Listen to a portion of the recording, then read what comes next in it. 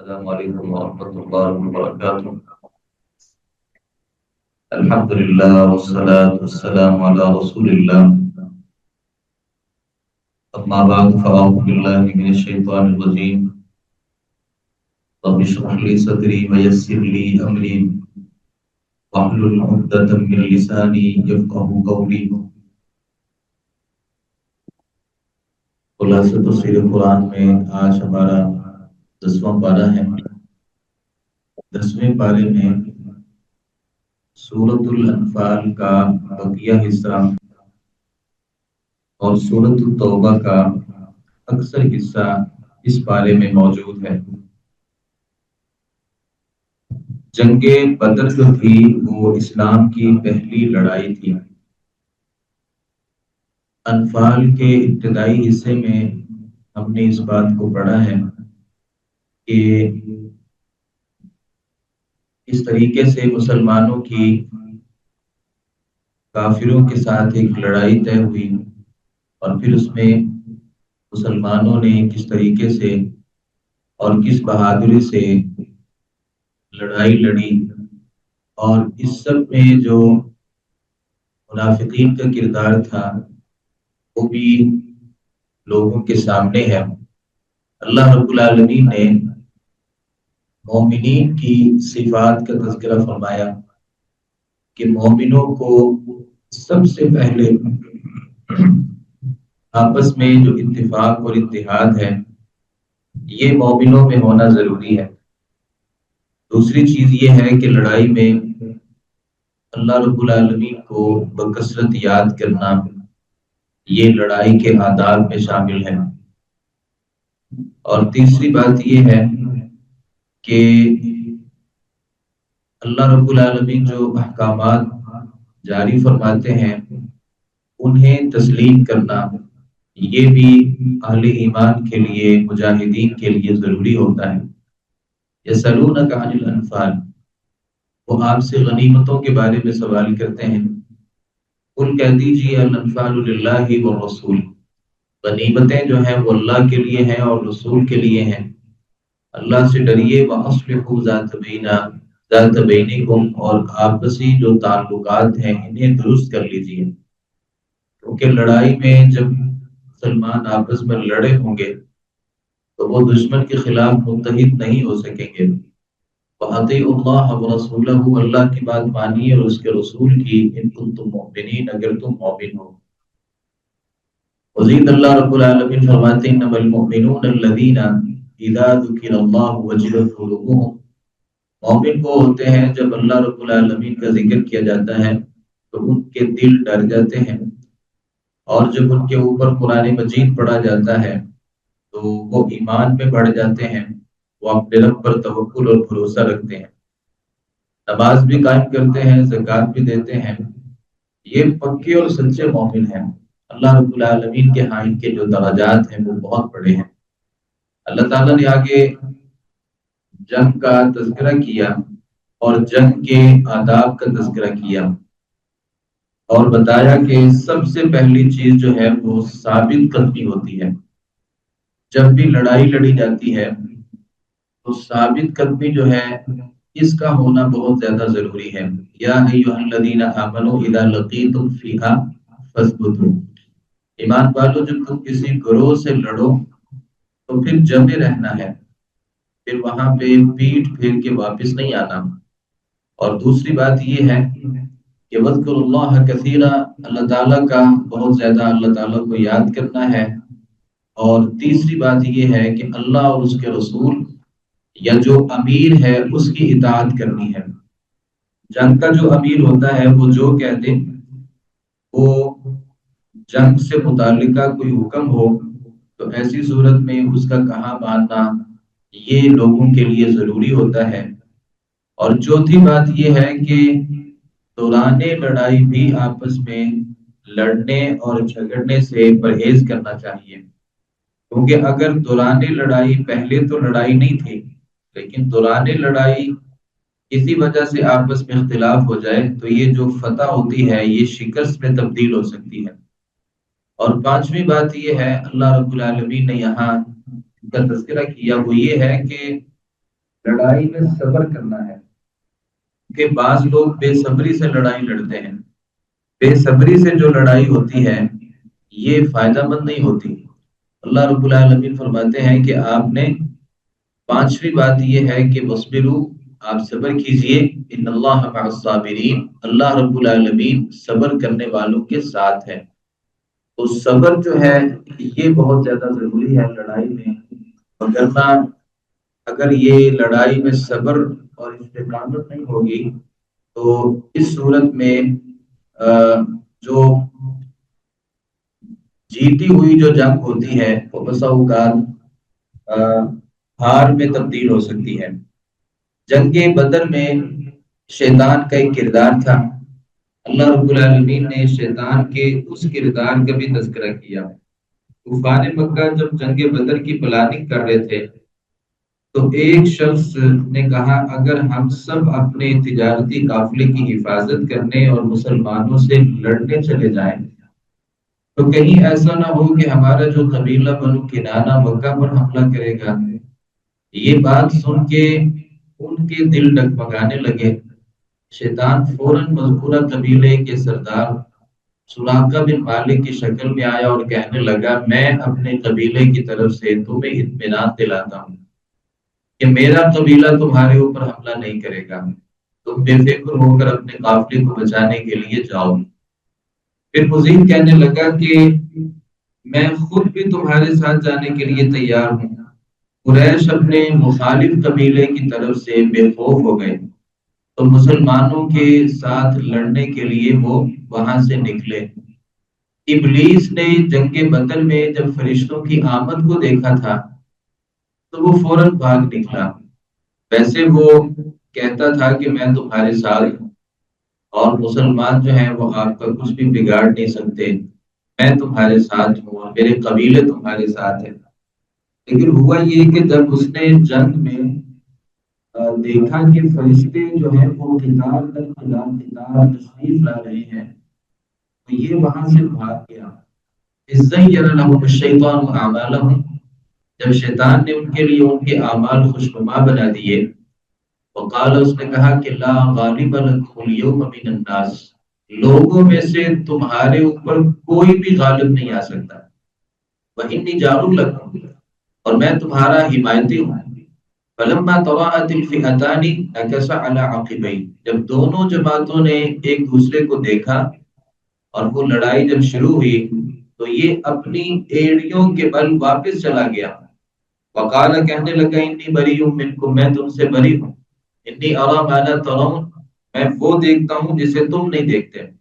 انی اخاف اللہ، میں اللہ سے ڈرتا ہوں. واللہ شدید العقاب، اور اللہ بہت سخت سزا دینے والا ہے. اب یہ شیطان کے کلمات ہیں. شیطان یہ کہہ رہا ہے کہ میں تمہارے ساتھ نہیں لڑ سکتا کیونکہ میں ان فرشتوں کو دیکھ رہا ہوں جنہیں تم نہیں دیکھتے اور میں اللہ سے ڈرتا ہوں. شیطان اللہ سے ڈرتا نہیں ہے. اگر شیطان اللہ سے ڈرتا ہوتا تو اللہ کی نافرمانی نہ کرتا. تو یہ ایک اس نے جو ذکر کیا ہے کہ میں اللہ سے ڈرتا ہوں، یہ ایسے ہی اس نے بات کی ہے جیسے ہم میں سے بہت سے لوگ کہتے ہیں کہ ہم بڑے پکے سچے مسلمان ہیں، کہ حقیقت میں نہیں ہوتے. بہت سے لوگ ہم میں سے کہہ دیتے ہیں کہ میں جو ہوں نا وہ میں یہ کام ہمیشہ کرتا ہوں، جبکہ اس کی زندگی میں وہ کام نہیں ہوتا. جیسے کوئی بہت گناہ گار آدمی یہ کہنا شروع کر دے کہ میرے سے بڑھ کے متقی آدمی کوئی نہیں ہے،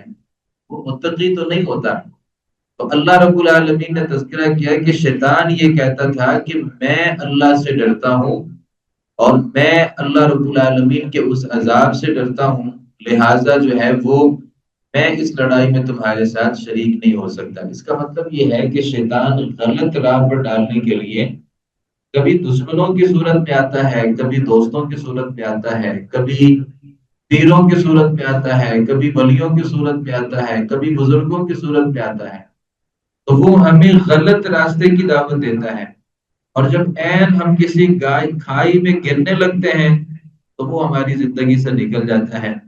تو اللہ رب العالمین نے یہاں پہ شیطان کے اس رویے کا تذکرہ کیا اور یہاں یہ بات بھی سمجھ آئی کہ شیطان کتنا بھی طاقتور ہو جائے وہ اللہ رب العالمین کا مقابلہ کرنا تو دور کی بات ہے، وہ اللہ کے فرشتوں کا مقابلہ نہیں کر سکتا۔ اللہ کے فرشتوں کو چھوڑیں، وہ مومنین کا مقابلہ نہیں کر سکتا۔ جب اس نے یہ کہا تھا نا کہ میں سارے کے سارے لوگوں کو گمراہ کروں گا سوائے ان لوگوں کے، الا عبادک منهم المخلصین، جو تیرے خالص بندے ہیں نا، میں ان کا کچھ نہیں بگاڑ سکتا۔ تو سارے شیاطین بھی جمع ہو جائیں، جو اللہ کے مخلص بندے ہوتے ہیں، شیطان کا نہ ان کے اوپر کوئی بار چل سکتا ہے اور نہ میدان جہاد میں شیطان ان کو کبھی شکست دے سکتا ہے۔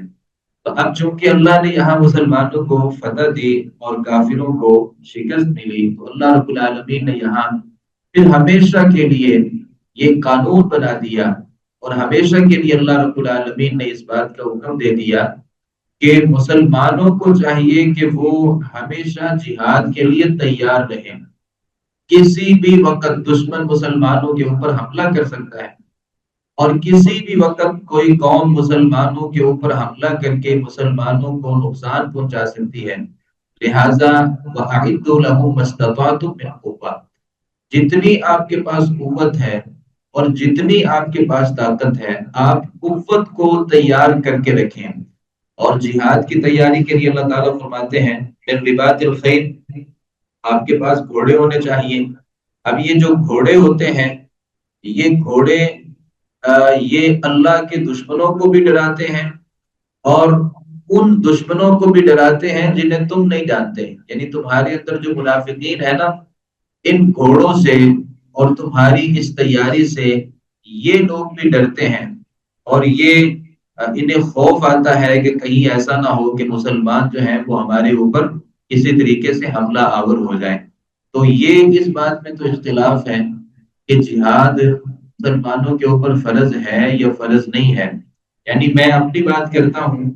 علماء آپ کو مل جائیں گے، کچھ کہیں گے کہ ہمارے اوپر جہاد فرض ہے، کچھ لوگ آپ سے کہیں گے نہیں ہمارے اوپر جہاد فرض نہیں ہے۔ تو یہ اس بات میں اختلاف ہے۔ البتہ اس بات میں کوئی اختلاف نہیں ہے کہ جہاد کی تیاری ہر کسی کو کرنی چاہیے، اس میں کوئی اختلاف نہیں ہے۔ یعنی وہ کسی بھی ملک میں رہتا ہے کوئی آدمی، اگر وہ کسی بھی مرحلے میں موجود ہے، اگر اس کے پاس استطاعت موجود ہے جہاد کرنے کی، تو اس میں جہاد کی جو رغبت ہے اور جہاد کی جو ٹریننگ ہے وہ اس میں ہونی چاہیے۔ اس میں پھر اللہ رب العالمین نے استطاعت کا تذکرہ کیا، جتنی کسی کے پاس استطاعت ہے اس کے پاس جہاد کی تیاری ہونی چاہیے۔ یعنی یہ ایک جدید زمانہ ہے، اور اس میں کسی آدمی کے لیے بلکہ ہر آدمی کے لیے ضروری ہے۔ جب کبھی غلیل کے زمانے ہوتے تھے اور کبھی تیر اور تلوار کے زمانے ہوتے تھے، اور وہ ڈھال جو ہے وہ زمانے ہوتے تھے، اور نیزوں کے زمانے ہوتے تھے، اور اب یہ ساری ٹیکنالوجی تبدیل ہو گئی۔ تو اب ہم میں سے ہر کسی کو یہ تو کم از کم چاہیے کہ یہ جو پسٹل ہوتا ہے یا گن ہوتی ہے، اسے چلانا اور اس کو کھولنا، پھر اس کو جوڑنا، پھر اس کی چھوٹی موٹی جو تربیت ہے، یہ ہر کسی کے پاس ہونی چاہیے۔ اللہ رب العالمین نے یہاں تمام کے تمام لوگوں کے لیے ذکر کیا ہے کہ جہاد کی جو تیاری ہے نا، یہ ہمارے پاس ہونی چاہیے۔ کوئی پتہ نہیں چلتا، آپ یہ سمجھیں کہ ہماری ہزاروں نہیں لاکھوں کی تعداد میں فوج ہے اور ہماری حفاظت کرنے والے ہیں، آپ یہ سمجھ سکتے ہیں، اور یہ سمجھیں کہ یہ ذمہ داری صرف ان کی ہے۔ کبھی ایسے حالات ہو جاتے ہیں کہ یہ جو فوجیں ہوتی ہیں نا، یہ بھی ناکافی ہو جاتی ہیں، اور پھر ہر فرد کو اس جہاد میں عملی طور پہ شرکت کرنی یہ ضروری بھی ہوتی ہے، اور اس کا موقع بھی ملتا ہے۔ اور اگر وہ جہاد کی تیاری نہیں ہے تو پھر ظاہر ہے مسلمانوں کو اور اہلیان اسلام کو اور اس ملک کو بہت بڑے نقصان کا سامنا کرنا پڑ سکتا ہے۔ میں اگر پاکستان سے ہٹ کے بعض ایسے ممالک کا تذکرہ کروں جیسے امریکہ ہے یا چائنا ہے یا بعض دیگر اسرائیل ہے اور کئی سارے ایسے ممالک ہیں جہاں بچوں کو سکول جب پڑھایا جاتا ہے تو وہاں ان کو جہادی تربیت بھی دی جاتی ہے، اور سوشل میڈیا پہ آپ نے اس چیز کو دیکھا ہوگا اور یقیناً آپ نے اس کا مشاہدہ کیا ہوگا کہ وہ اسرائیل جو بظاہر بڑا ایک چھوٹا ملک ہے، جو مسلمانوں کے اوپر ہمیشہ سے ظلم کرتا آیا ہے، ہمیشہ سے جس کا جو کردار ہے وہ منفی ہی رہا ہے، لیکن ایک بات جو ہے، جو اس نے دین اسلام کی جس بات کو اپنایا ہے وہ یہ ہے کہ ان کے سکولوں میں اور ان کے اداروں میں جو چھوٹے چھوٹے بچے ہیں ان کو کھلونے لا کر کے میرا خیال ہے نہیں دیتے، بلکہ اگر کھیلنے کے لیے کوئی چیز ان کو ملتی ہے تو وہ جہادی اسلحہ ہوتا ہے، اور وہ تب تک کسی بچے کو سکول سے فارغ ہونے کا جو ایک کارڈ ہوتا ہے وہ تب تک نہیں دیا جاتا جب تک اس کے پاس جہادی تربیت نہیں ہوتی۔ تو یہ مسلمانوں کا ایک کردار ہے اور مسلمانوں میں یہ ہونا چاہیے۔ اللہ رب العالمین نے آگے تذکرہ کیا، جہاد کے لیے تیار رہنے کا یہ مطلب نہیں ہے کہ کوئی دشمن اگر آپ سے لڑائی نہیں لڑتا پھر بھی آپ اس کو قتل کر دیں، نہیں، بلکہ اس کا مقصد یہ ہے کہ دشمن اگر آپ سے سلو چاہتا ہے تو آپ اس کی سلو کو قبول کریں۔ اگر وہ جائز شروع میں آپ کے ساتھ سلو کرتا ہے اور جس میں کوئی مسلمانوں کے ساتھ ظلم اور زیادتی نہیں ہوتی، تو اس صورت میں ان کی اس سلو کو قبول کرنا یہ ضروری ہے۔ وہی جناح للسلم فاجنح لها، اور اگر وہ سلو کی طرف مائل ہوں تو آپ بھی سلو کی طرف مائل ہو جائیں۔ وتوکل علی اللہ، پھر اللہ پر بھروسہ کیجیے۔ انہ هو السمیع العلیم، بلا شبہ اللہ تعالیٰ سب کو سننے والا جاننے والا ہے۔ اب یہ سلو کی جو بات ہے یہ بھی اس قوم کو دیکھا جائے گا کہ یہ سلو میں کتنے مضبوط ہیں، اور میں یہاں پہ پھر تذکرہ کرنا چاہتا ہوں اسرائیل کا، اور خاص طور پہ یہ جو ہمارے غزہ کے بھائی ہیں، جب بھی ان کی طرف سے پیغام سلو بھیجا گیا پھر اس میں شرائط کو رکھا گیا، اور پھر شرائط کی ہمیشہ سے مخالفتیں کی گئی، اور جن شروط پر سلو کی گئی انہی شروط کی دھجیاں اڑائی گئیں۔ ایسی صورت میں جو سلو ہوتی ہے وہ سلو نہ تو اس کو قبول کرنے کی ضرورت ہے اور نہ ہی اس کا کوئی اعتبار کرنے کی ضرورت ہے۔ اللہ رب العالمین نے تذکرہ کیا ہے کہ جس طریقے سے آپ سے دشمن لڑائی کرتا ہے نا، کما یقاتلونکم کافہ، ویسے ہی آپ نے ان کے ساتھ لڑائی کرنی ہے، اور اگر ان کی سلو کے اندر بھی لڑائی چھپی ہوئی ہوتی ہے تو آپ کی سلو میں بھی اگر لڑائی چھپی ہوئی ہو تو اس میں کوئی حرج والی بات نہیں ہے۔ آگے اللہ رب العالمین نے تذکرہ کیا، اس کا یہ ہرگز مطلب نہیں ہے کہ منافقین جو ہیں وہ آستین کے سانپوں کے ساتھ نرمی کا، ان آستین کے سانپوں کے ساتھ کوئی نرمی کا مظاہرہ کریں، بلکہ ایسے لوگ جو مشکل وقت پڑنے پر پاؤں پر پھر جائیں اور موقع ملتے ہی آپ کا گریبان پکڑ لیں، اللہ فرماتے ہیں ان منافقین کو بھی نہیں چھوڑنا۔ اگر منافقین کافی نقصان آپ کو دیتے ہیں تو آپ ان کے خلاف جہاد کرتے ہیں، تو اگر یہ منافقین جو ہیں یہ مسلمانوں کو نقصان پہنچانے میں کوئی کمی نہیں کرتے تو آپ ان کو بھی معاف نہ کریں۔ الذین عاہدت منہم، وہ لوگ جنہوں نے آپ سے عہد کیا، ثم ينقضون عہدہم، پھر وہ اپنے وعدے کو توڑ دیتے ہیں، فی کل مرہ، ہر مرتبہ ہی، وہم لا يتقون، ڈرتے بھی نہیں ہیں، فإما تثقفنهم في الحرب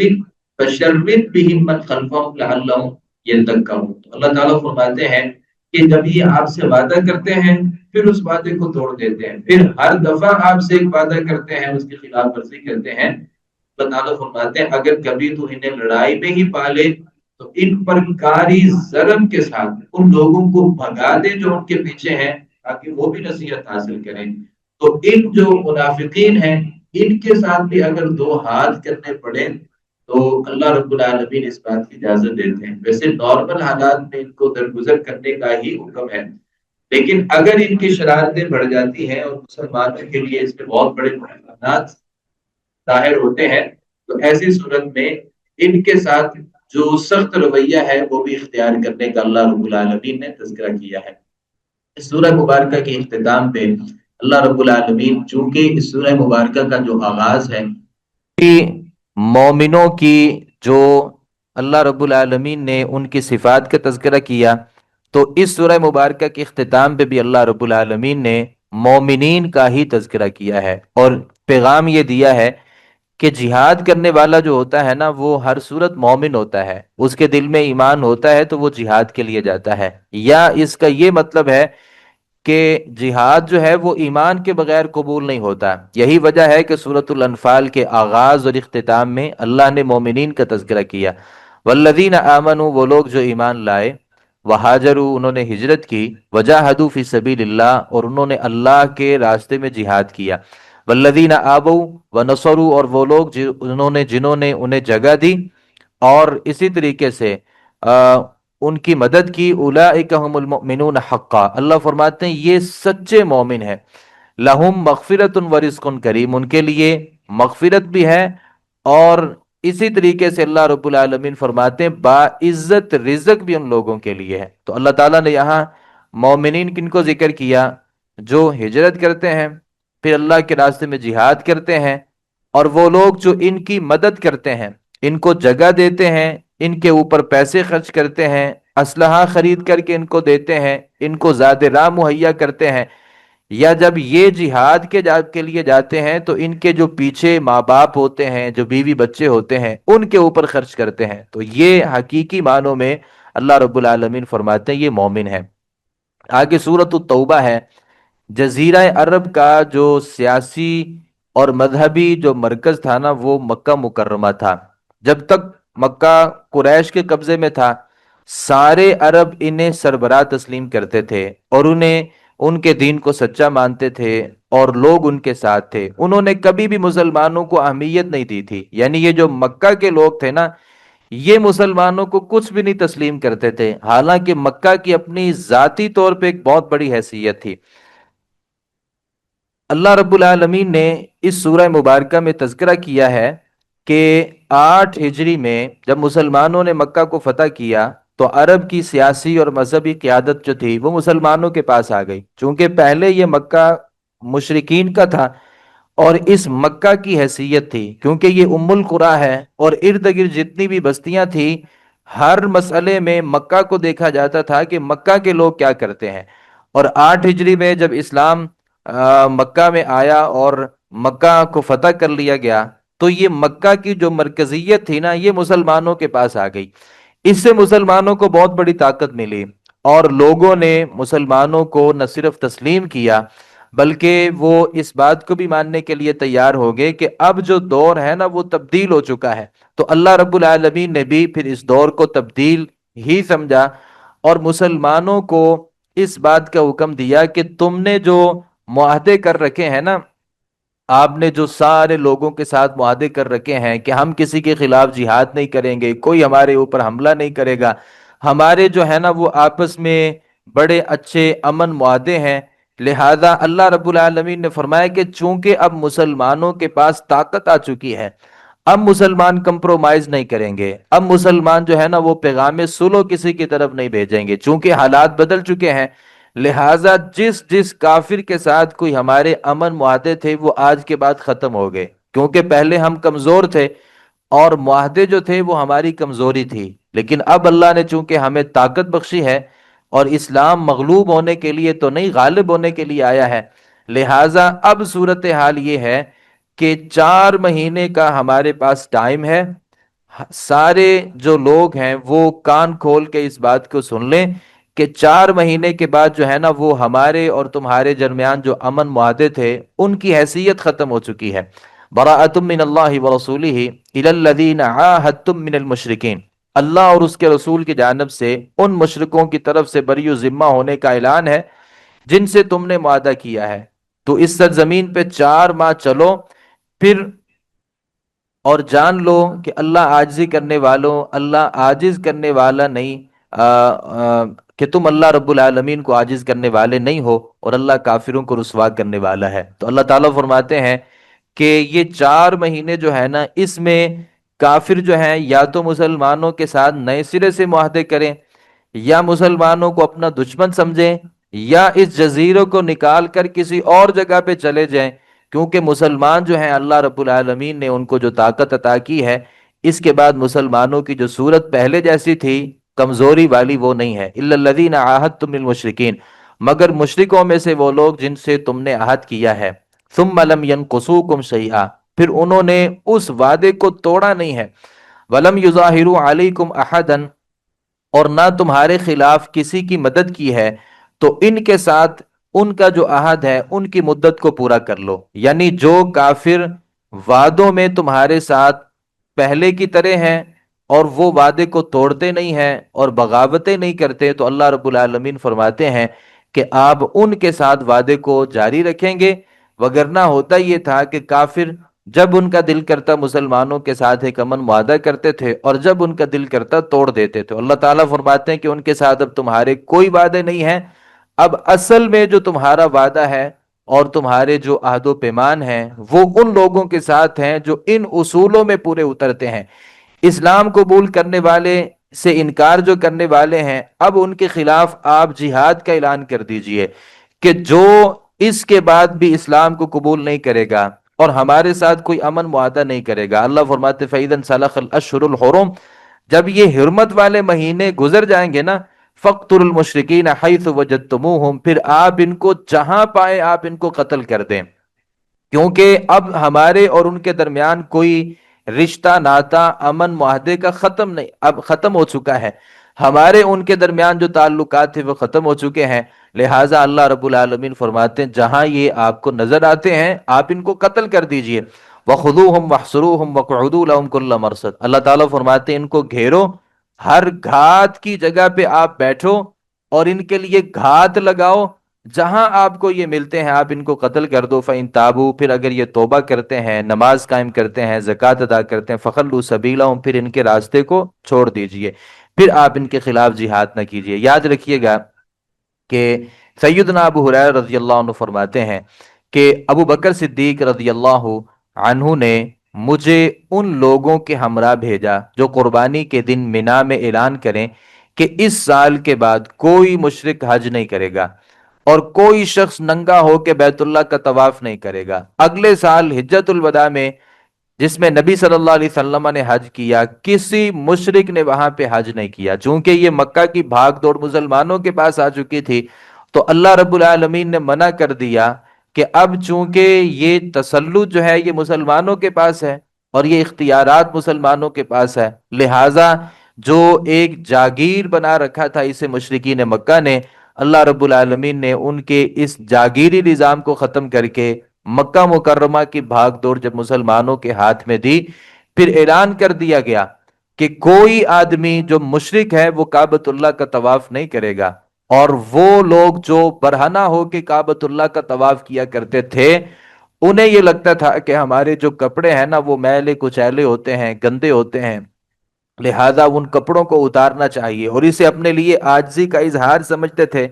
کہ انسان جس طریقے سے دنیا میں آیا ہے وہی انسان کا اصل ہے۔ آج بھی بہت سے لوگ آپ کو دنیا میں پاکستان کی بات کسی حد تک کر رہا ہوں، دنیا میں ایسے لوگ موجود ہیں جن کے نزدیک اور جن کا یہ مذہب ہے کہ اس دنیا میں اسی طریقے سے رہنا چاہیے جس طریقے سے اللہ رب العالمین نے ہمیں پیدا فرمایا ہے، اور ہمارے کچھ صوفیاء میں سے ایسے لوگ گزرے ہیں اور ایسے لوگ موجود ہیں جو ان چیزوں کو اپنے لیے تکلفات سمجھتے ہیں۔ تو کچھ ایسے ہی لوگ تھے کہ کوئی آدمی آج کے بعد برہنہ ہو کے کعبۃ اللہ کا طواف نہیں کرے گا، اور پھر اسلام نے اور ابو بکر رضی اللہ عنہ نے نبی صلی اللہ علیہ وسلم کی اس دعوت پر جب اعلان کیا تو ایک ہی سال کے اندر اس کا نتیجہ نکل آیا کہ اگلے سال نبی صلی اللہ علیہ وسلم نے جب خطبہ حجت الوداع کے موقع پر آپ نے جب خطبہ ارشاد فرمایا تو کوئی ایسا آدمی وہاں پہ موجود نہیں تھا جو برہنہ حالت میں طواف کر رہا تھا، اور کوئی ایسا آدمی وہاں پہ نبی کریم صلی اللہ علیہ وسلم کے ساتھ حج میں شریک نہیں ہوا جو مشرک تھا۔ آگے اللہ تعالیٰ نے تذکرہ کیا ہے کہ یہ جو مسجد حرام ہے نا اس میں کوئی مشرک نہیں آ سکتا، کعبہ جو ہے نا وہ دین اسلام کا مرکز ہے اور تہذیب اسلامی کا گہوارہ ہے، اس لیے یہاں کسی بھی مشرک کو داخل ہونے کی اجازت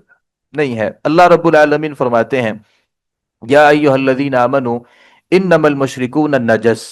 جو مشرک ہوتے ہیں نا یہ ناپاک لوگ ہیں، فلا یقربوا المسجد الحرام، تو مسجد حرام میں یہ جو ناپاک لوگ ہیں یہ مسجد حرام میں داخل ہونا تو دور کی بات ہے، یہ مسجد حرام کے قریب بھی نہیں آ سکتے۔ لہٰذا مشرک جو ہوتے ہیں، جو پلید ہوتے ہیں، ناپاک ہوتے ہیں، جن میں بتوں کی اور غیر اللہ کی جو نجاستیں اور غلاظتیں ہیں یہ ان کا ڈھیر ہوتے ہیں، لہٰذا یہ اس گھر میں جسے ابراہیم علیہ السلام نے تعمیر کیا تھا اور وہ موحدین کے امام تھے۔ اللہ رب العالمین نے توحید میں جو ان کا مقام اور مرتبہ ہے یہ بہت بڑا رکھا ہے، تو ان کے اس بنائے ہوئے گھر میں کسی مشرک کو جانے کی تو کم از کم اجازت نہیں ہے۔ اور ہمیں یہ بھی پتا ہے کہ کعبۃ اللہ میں 360 بت رکھے ہوئے تھے، اور نبی کریم صلی اللہ علیہ وسلم نے کعبۃ اللہ کو بتوں سے، کعبۃ اللہ کی صفائی کر دی تھی۔ تو آج بھی کسی مشرک کے لیے اجازت نہیں ہے کہ وہ مسجد حرام میں داخل ہو۔ یہ حکم صرف اس زمانے کے لیے نہیں تھا، آج بھی یہ حکم بدستور موجود ہے کہ مشرکوں کے داخلے پہ پابندی ہونی چاہیے۔ مسجد حرام میں داخل ہونا تو درکنار، انہیں مسجد حرام کی طرف جو جانے والی گلیاں ہیں نا، ان گلیوں میں بھی داخل ہونے کی اجازت نہیں ہے، کیونکہ اللہ رب العالمین فرماتے فلا یقرب المسجد الحرام، یہ مسجد حرام کے قریب بھی نہ جائیں۔ اب مسئلہ یہ تھا کہ حج کے موقع پر ہونے والی تجارت عربوں کے لیے ریڑھ کی حیثیت رکھتی تھی، اس لیے مسلمانوں کے دل میں خیال پیدا ہوا کہ غیر مسلموں کے کہ مکہ کے آنے کے اوپر پابندی لگائیں گے تو ہماری تجارت کے اوپر بہت بڑا اثر پڑے گا، کیونکہ یہاں مسلمان اگر حج کرتے تھے نا تو ساری دنیا سے لوگ آتے تھے یہاں پہ اپنے سامان کو فروخت کرتے، اور ظاہر ہے اس کا جو کرایہ آپ سمجھ لیں وہ ان لوگوں کو ملتا تھا، اور یہ مسلمانوں کی بلکہ دوسرے لوگوں کی بھی ایک بہت بڑی منڈی تھی، تجارتی مرکز تھا۔ تو انہیں یہ لگتا تھا کہ اگر یہاں پہ ان لوگوں کے اوپر پابندی لگا دی گئی جو مشرکین ہیں، تو ظاہر ہے یہاں مشرک نہیں آئیں گے، نہ وہ اپنا مال آ کر کے بیچیں گے، نہ یہاں خریداری کے لیے آئیں گے، تو ہماری جو معیشت ہے نا اس کے اوپر بہت بڑا اثر پڑے گا۔ تو اللہ تعالیٰ فرماتے ہیں وَإِنْ خِفْتُمْ عَيْلَةً، اور اگر تمہیں فقر سے ڈر لگتا ہے نا فَسَوْفَ يُغْنِيكُمُ اللَّهُ مِنْ فَضْلِهِ، اللہ تمہیں اپنے فضل سے غنی کر دے گا، ان شاء، اگر اللہ چاہے، یعنی اللہ رب العالمین چاہے گا تو اس سب کے باوجود جو آپ کا رزق ہے نا اس میں کمی نہیں آئے گی، بلکہ اللہ رب العالمین اس برکت کی وجہ سے، یعنی مشرکوں کی غلاظتوں سے جب اللہ رب العالمین آپ کو پاک فرمائیں گے تو اس نتیجے میں اللہ رب العالمین اپنے فضل سے آپ کو غنی فرما دیں گے۔ تو اللہ رب العالمین سے امید رکھنی چاہیے، اور کوئی بھی ایسے کام، ہماری زندگی میں بڑے سارے ایسے کام ہو جاتے ہیں کہ ہم ظاہری جو اسباب ہیں نا ان کو اختیار کرنا شروع کر دیتے ہیں، بلکہ ایسی صورت میں ہمیں چاہیے کہ جو اللہ رب العالمین کے اوپر توکل ہے اور جو اللہ رب العالمین کے اوپر بھروسہ ہے اور جو ایک مومن کا اللہ کے اوپر یقین ہونا چاہیے، یہ ہمیشہ غالب ہونا چاہیے۔ تو یہاں جو مسلمان تھے وہ بھی ظاہری اسباب کو دیکھ رہے تھے کہ اگر ان کے داخلے کے اوپر پابندی لگی تو ہمارا جو ہے نا وہ کاروبار بڑا متاثر ہوگا۔ اور آج دنیا میں جتنے بھی بڑے کاروبار ہیں ان میں یہ سمجھتا ہوں کہ مکہ مکرمہ کا جو کاروبار ہے یہ ایک بہت بڑا ہے، اور اللہ رب العالمین نے وہاں پہ جو خیر و برکات رکھی ہیں، صرف رکھی نہیں بلکہ یہ خیر و برکات ہمیشہ سے تھیں، اور یہ قرآن مجید کا وعدہ ہے، اور یہ ابراہیم علیہ الصلوۃ والسلام کی دعا ہے کہ یہ قیامت کی صبح تک اللہ رب العالمین اس کو ایسے ہی آباد اور شاد رکھیں گے۔ ہاں اس میں کمیاں آتی ہیں، کچھ کوتاہیاں ہو جاتی ہیں، یعنی کچھ آزمائشیں آ جاتی ہیں، اس میں بندے کا اپنا ہی دخل ہوتا ہے، اپنے ہی گناہ ہوتے ہیں اور نافرمانے ہوتے ہیں۔ اللہ رب العالمین آگے تذکرہ فرماتے ہیں کہ ہم نے یہاں پہ جہاد کا تذکرہ کیا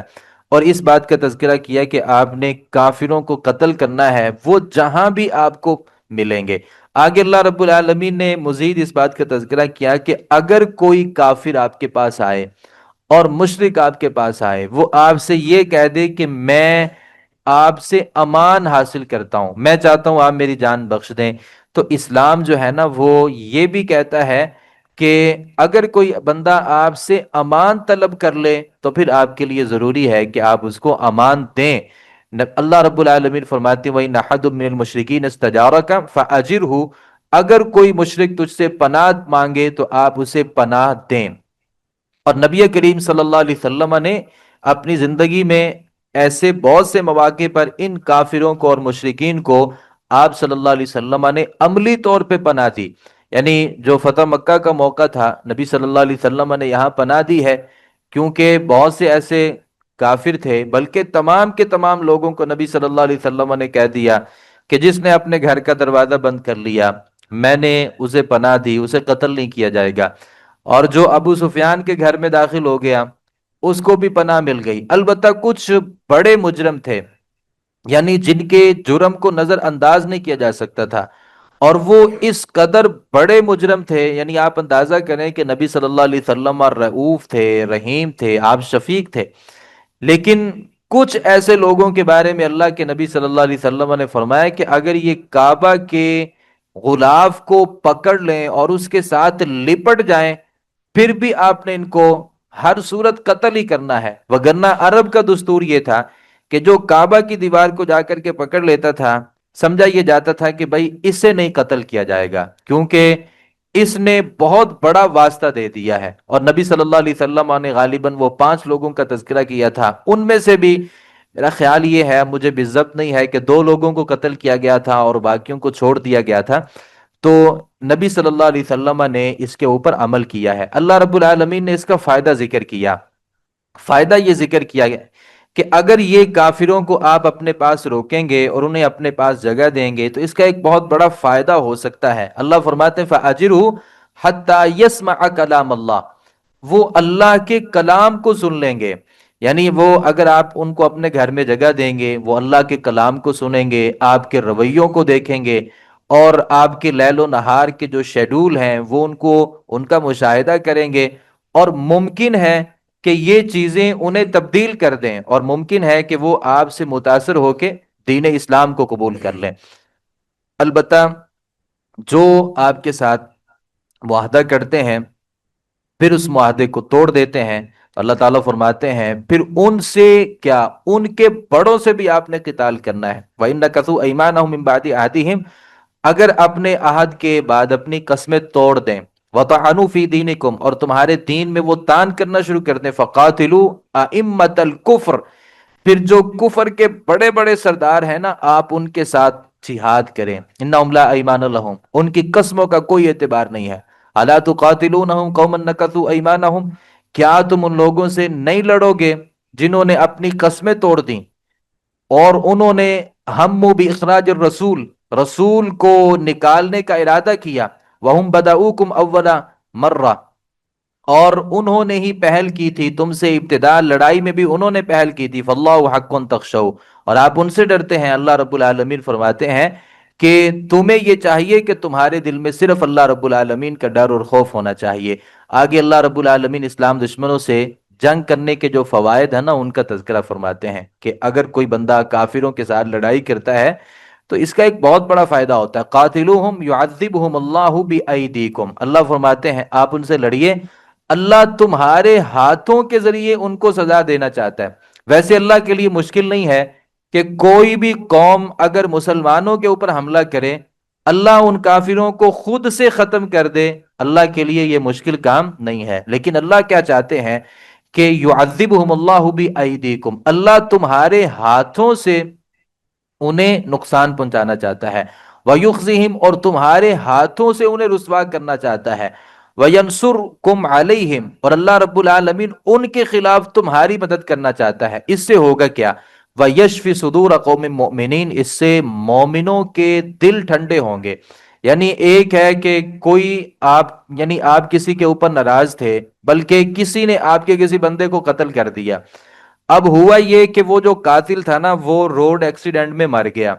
تو آپ کو اس سے خوشی تو ہوگی کہ اچھا ہوا کہ وہ قاتل تھا اور وہ مر گیا، لیکن اتنی بڑی خوشی نہیں ہوگی جتنی بڑی اس صورت میں خوشی ہوگی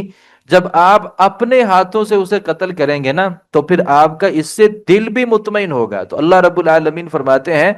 کہ اللہ تمہارے دلوں کو ٹھنڈا کرنا چاہتا ہے جب بندہ اپنے ہاتھ سے کسی بندے کو قتل کرتا ہے، خاص طور پہ وہ جو کافر ہے اور وہ قصوروار ہے اور اس نے مسلمانوں کے خون کو بہایا ہو، پھر جب آپ اپنے ہاتھ سے اس کے خون کو بہاتے ہیں تو اس سے مسلمانوں کے مومنوں کے دل ٹھنڈے ہوتے ہیں، اور اس سے ایک اور بڑا فائدہ ہوتا ہے، وَيُذْهِبْ غَيْظَ قُلُوبِهِمْ، اور اللہ رب العالمین ان کے دلوں کا جو غصہ ہے نا وہ بھی دور کرتا ہے۔ یعنی انہیں ایک بڑا جو گمنڈ ہوتا ہے نا کہ مسلمان ہمیں کچھ نہیں کہہ سکتے، تو یہ جو ان کے دل میں ایک ہوتا ہے کہ یہ کمزور ہیں ہم طاقتور ہیں، اور جب یہ اسلام جسے کمزور سمجھا جاتا ہے جب یہی ان کے اوپر حملہ کرتے ہیں، اب آپ تصور کریں کہ وہ جو ابو جہل تھا یا اتبا تھا یا شیبہ تھا، یہ جو بڑے بڑے سردار تھے، ایک ہے کہ ابو جہل کو اللہ رب العالمین وہاں پہ تبھی موت مار دیتا، یہ بھی ایک بڑی بات تھی، لیکن اس سے بڑی بات ہوئی کہ وہ جو معاذ اور معوذ ہے، جو چھوٹے چھوٹے نبی کریم صلی اللہ علیہ وسلم کے صحابہ تھے اور بڑے ابھی بچے تھے، اگر ان کے ہاتھوں اللہ رب العالمین نے ان کو ختم کیا ہے، تو اس سے جو ان کا ایک غرور تھا اور جو ایک تکبر تھا اور مسلمانوں کے بارے میں جو ایک رویہ تھا کہ یہ بڑا نیچ طبقہ ہے اور یہ بڑے کمزور لوگ ہیں، یہ ہمارا کچھ بگاڑ ہی نہیں سکتے، تو ان کا جو تکبر تھا نا، اس سے وہ ختم ہوا۔ تو اللہ رب العالمین فرماتے ہیں کہ اس سے مومنوں کے دل ٹھنڈے ہوتے ہیں اور کافروں کی جو اوقات ہے نا، وہ انہیں یاد دلائی جاتی ہے، وگرنہ اللہ رب العالمین کے لیے کوئی مشکل نہیں ہے کہ اللہ ان کافروں کو اس دنیا سے برباد کر دے، اس دنیا سے ختم کر دے، اور اس دنیا میں کافروں کا ایک وجود بھی نہ رہے، یہ اللہ رب العالمین کے لیے کوئی مشکل نہیں ہے۔ خاص طور پہ جب ہم ان قوموں کو دیکھتے ہیں جن کو اللہ رب العالمین نے نیست و نابود کیا، اور پھر ان کا نام و نشان نہ اس دنیا میں رہا، نہ ان کا نام و نشان لینے والا، کوئی نام لینے والا اس دنیا میں کوئی باقی رہا۔ اللہ رب العالمین نے آگے تذکرہ کیا ہے کہ عمل جو صالح ہے نا، اس کی اولین شرط ایمان ہوتی ہے اور اخلاص ہوتی ہے۔ کافر جو تھے نا، بلکہ مشرک جو تھے، وہ یہ سمجھتے تھے کہ چونکہ ہم یہ کعبۃ اللہ کے متولی ہیں اور ہم جو ہے نا وہ مسجد حرام کی دیکھ بھال کرتے ہیں، اور ہم جو ہے نا وہ حاجیوں کو ستو گھول گھول کر کے پلاتے ہیں، لہٰذا ہمارا جو مقام ہے نا، اس تک کوئی نہیں پہنچ سکتا، جو ہمارا مرتبہ ہے، جو ہمیں عزت ہے۔ ظاہر ہے اس سے ایک عزت بھی ملتی تھی کہ وہ ساری دنیا سے جو حاجی آتے تھے، یہ ان کے لیے انتظام کرتے تھے اور ان کو پانی پلاتے تھے، تو وہ یہ سمجھتے تھے کہ ہماری جو نیکی ہے نا، یہ بہت بڑی نیکی ہے، اور اس کے مقابلے میں جو اہل ایمان تھے، مسلمان تھے، ان کو اپنے سے حقیر سمجھتے تھے۔ تو اللہ رب العالمین نے کہا نہیں بھائی، اجعلتم سقایت الحاج و عمارت المسجد الحرام، کیا تم نے سمجھ لیا ہے حاجیوں کو پانی پلانا اور مسجد حرام کی تعمیر کرنا، یہ آپ نے درجے میں اس بندے کے برابر سمجھ لیا ہے کمن آمن باللہ والیوم الآخر، جو اللہ پر ایمان لایا ہے، آخرت کو مانتا ہے، وجاہد فی سبیل اللہ، اور اس نے اللہ کے راستے میں جہاد کیا ہے، لا یستوون عند اللہ، اللہ کے ہاں یہ برابر نہیں ہو سکتے۔ یعنی تمہیں لگتا ہے کہ ہم اور مومنین درجے میں برابر ہیں یا ہمارا مقام ان سے بڑا ہے، اللہ رب العالمین فرماتے ہیں یہ مقام برابر نہیں ہو سکتا، کسی صورت بھی برابر نہیں ہو سکتا، کیونکہ تمہارے تو دلوں کے اندر اللہ کا ایمان ہی نہیں ہے، اور تم اللہ پر ایمان ہی نہیں ہے، اور تمہارے دلوں میں جہاں اللہ کی تھوڑی سی جو محبت ہے، اس کے ساتھ تمہارے دلوں میں اللہ کے شریکوں کے ساتھ بھی ویسی ہی محبت ہے یا اللہ کی محبت سے بھی بڑھ کے محبت ہے، لہٰذا یہ کوئی کام نہیں ہے کہ کوئی آدمی ایک چھوٹا موٹا کام کر لے اور وہ یہ سمجھے کہ اس کام کے ذریعے میں ان مجاہدین کے مقام تک پہنچ گیا ہوں یا ان اہل ایمان کے مقام تک پہنچ گیا ہوں کہ جن کے دلوں کو اللہ نے نور ایمان سے بھر دیا تھا۔ آج کئی سارے لوگ کہہ دیتے ہیں کہ وہ جو صحابہ تھے نا، ٹھیک ہے کہ ان کا بڑا سارا مقام ہے، لیکن ان سے بھی زیادہ یا تو ہمارے پاس علم ہے، یا ان سے زیادہ ہمارے اندر ایمان ہے، یا ہم نے ان سے زیادہ اللہ کے راستے میں خرچ کیا ہے، تو بھائی ہم ان کے برابر نہیں ہو سکتے، کیونکہ اللہ رب العالمین نے جو انہیں مقام اور مرتبہ دیا ہے، وہ اپنے زمانے کے سب سے بہترین لوگ تھے، نہ صرف زمانے کے بلکہ اس دنیا میں جتنے بھی زمانے ہوں گے۔ نبی صلی اللہ علیہ وسلم نے فرمایا خیر الزمان قرنی، بہترین جو زمانہ ہے نا وہ میرا زمانہ ہے، ثم الذین یلونہم، پھر ان کے ساتھ جو تابعین کا زمانہ ہے، ثم الذین یلونہم، پھر ان کے بعد جو اتباع التابعین کا زمانہ ہے، یہ بہترین زمانے ہیں۔ ان کے بعد والے جو لوگ ہیں نا، یہ اگر احد پہاڑ بھی اللہ کے راستے میں خرچ کر دیں تو وہ صحابی نے جو ایک مد اللہ کے راستے میں خرچ کیا ہوگا، مقام اور مرتبے میں اس کے برابر نہیں ہو سکتے۔ تو کافر بھی یہ سمجھتے تھے، مشرکین یہ سمجھتے تھے کہ مسجد کا انتظام چلانا اور یہاں حاجیوں کی خدمت کرنا یہ بہت بڑا عمل ہے اور بہت بڑا اجر ہے، اور یہ ایمان اور عمل صالح سے بھی ایک بڑا درجہ ہے۔ تو اللہ رب العالمین نے فرمایا ایسا نہیں ہے۔ آگے اللہ تعالیٰ نے تذکرہ کیا دنیا کی ہر چیز سے بڑھ کے ہماری جو محبت ہے نا، وہ اللہ کے ساتھ ہونی چاہیے اور اللہ کے رسول کے ساتھ ہونی چاہیے۔ اچھا، یہ جو آیات ہیں، دو آیات جن کا اللہ رب العالمین نے یہاں تذکرہ کیا ہے، میں ہر اپنے بھائی سے اور ہر اپنی بہن سے یہ گزارش کروں گا کہ اس آیت مبارکہ کی روح سے ہم نے اپنا تزکیہ کرنا ہے اور اپنا محاسبہ کرنا ہے. کیا ہماری جو محبت ہے وہ اللہ کے ساتھ اور رسول کے ساتھ جو محبت ہے یہ محبت ویسی ہی ہے جیسے اللہ رب العالمین نے یہاں تذکرہ کیا؟ اللہ تعالیٰ فرماتے ہیں یا ایھا الذین آمنوا، ایمان والو، لا تتخذوا آباءکم و اخوانکم اولیاء ان استحبوا الکفر علی الایمان. اپنے باپوں یا اپنے بھائیوں کو دوست نہ بناؤ اگر وہ ایمان کے مقابلے میں کفر سے محبت کریں. یعنی تمہارا باپ ہے، ایمان سے محبت نہیں کرتا، کفر سے محبت کرتا ہے، اور تمہارا کوئی بھائی ہے جو اسلام سے محبت نہیں کرتا بلکہ کفر سے محبت کرتا ہے، اللہ فرماتے ہیں کہ آپ نے ان سے محبت نہیں کرنی.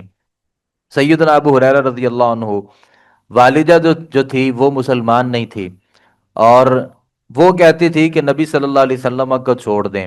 جبکہ ابو ہریرہ اپنی والدہ سے بے انتہا محبت کرتے تھے، بہت محبت کرتے تھے. لیکن ماں جب یہ کہتی تھی نا کہ نبی کو چھوڑ دے، تو ابو ہریرہ رضی اللہ عنہ نبی صلی اللہ علیہ وسلم سے اپنی والدہ سے بھی بڑھ کے محبت کرتے تھے. اور یہ ایک بہت بڑا امتحان تھا. ایک طرف ماں جو ان کے نزدیک محبت کی بہت بڑی وجہ تھی، اور ایک طرف نبی کریم صلی اللہ علیہ وسلم جن سے وہ کل کائنات سے بڑھ کے محبت کرتے تھے. تو دو محبتیں جب آپس میں ایک دوسرے کے معارض آ جاتی ہے نا، وہاں بندے کا ایمان چیک ہوتا ہے کہ بندہ انتہا کی محبت کرتا ہے اپنی ماں سے، اور اس سے بھی بڑھ کے محبت کرتا ہے اپنے نبی سے اور نبی کے طریقے سے. تو اب یہ دیکھنا ہے کہ جو غالب محبت ہے نا وہ کون سی محبت ہے. تو ابو ہریرہ رضی اللہ عنہ نے ایک دفعہ نبی کریم صلی اللہ علیہ وسلم سے کہا کہ اللہ رب العالمین سے دعا کریں کہ اللہ تعالیٰ میرے دل میں، میری جو والدہ کے دل میں اللہ ایمان کی محبت ڈال دے اور وہ مسلمان ہو جائیں. کیونکہ ماں کی محبت بھی تھی اور نبی کی محبت اس سے غالب تھی. تو نبی صلی اللہ علیہ وسلم سے کہا کہ وہ تو بد کلامی بھی کرتی ہے اور آپ کی شان میں گستاخی بھی کرتی ہے، تو آپ اللہ رب العالمین سے دعا کریں کہ اللہ تعالیٰ ان کے دل میں ایمان کو پیدا کر دے. تو ابو ہریرہ رضی اللہ عنہ کے کہنے پہ نبی صلی اللہ علیہ وسلم نے دعا کی اور اللہ رب العالمین نے اس دعا کو قبول فرما لیا. ابو ہریرہ رضی اللہ عنہ بھاگے بھاگے گھر آئے اور دروازے کو نوک کیا، تو والدہ نے دروازہ نہیں کھولا اور بلکہ کہا کہ رکو، انتظار کرو، میں غسل کر رہی ہوں. تو غسل کیا اور بعد میں کلمہ پڑھا اور اسلام کو قبول کر لیا. محبت ماں کے ساتھ بہت زیادہ تھی، لیکن وہ محبت تب تک اس کو حرف آخر نہیں سمجھا جب تک اس ماں کے دل میں ایمان کی محبت پیدا نہیں ہوئی. تو محبتوں کا جائزہ لیجئے کہ اگر اللہ کی محبت اور رسول کی محبت کے مقابلے میں کوئی محبت ہے، پھر میں کس سے محبت کرتا ہوں، یہ ہمیں جانچنے کی اور اس کو دیکھنے کی ضرورت ہے. اللہ تعالیٰ فرماتے ہیں قُلْ إِنْ كَانَ آبَاؤُكُمْ وَأَبْنَاؤُكُمْ وَإِخْوَانُكُمْ وَأَزْوَاجُكُمْ وَعَشِيرَتُكُمْ وَأَمْوَالٌ اقْتَرَفْتُمُوهَا وَتِجَارَةٌ تَخْشَوْنَ كَسَادَهَا وَمَسَاكِنُ تَرْضَوْنَهَا.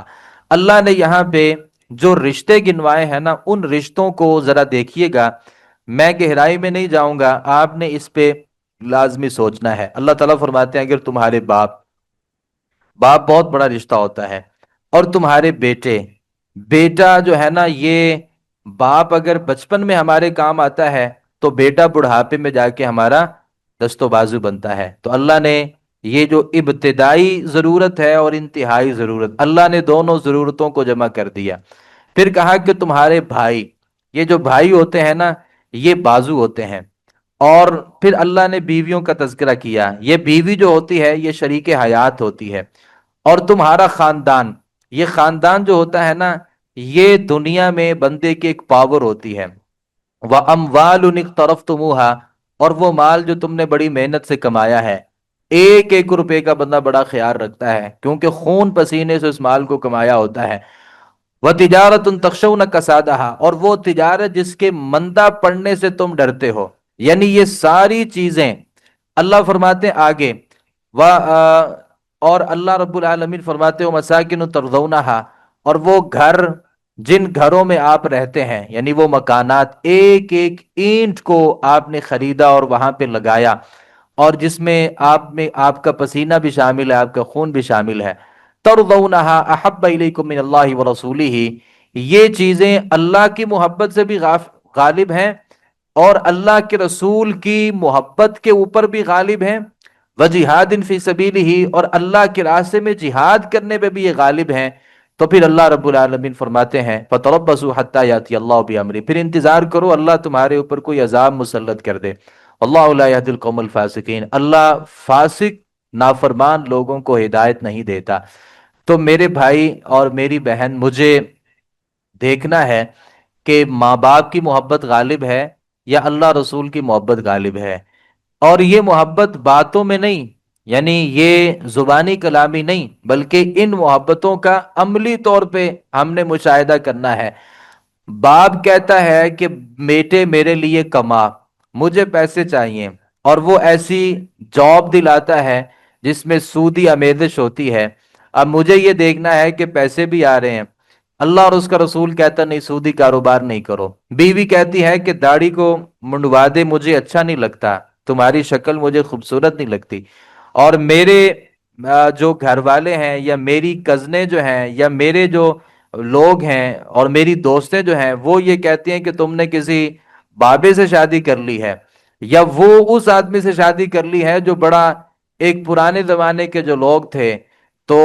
لہٰذا ایک طرف بیوی کی یہ ڈیمانڈ ہے اور دوسری طرف اللہ کے رسول صلی اللہ علیہ وسلم کا طریقہ ہے، دیکھنا یہ ہے کہ آپ کس کو اپناتے ہیں۔ ایک طرف آپ کے بچوں کی ناجائز خواہشات ہیں، اور ایک طرف اللہ کے رسول صلی اللہ علیہ وسلم کی وہ بیان کردہ حدود و قیود ہیں جو ہمیں روکتے ہیں کہ ہم نے مال حرام اور طریقہ حرام کی طرف نہیں جانا۔ پھر دیکھنا ہے کہ ہماری جو محبت ہے اور اس کا جھکاؤ کس طرف ہوتا ہے۔ ایک طرف تجارت ہے،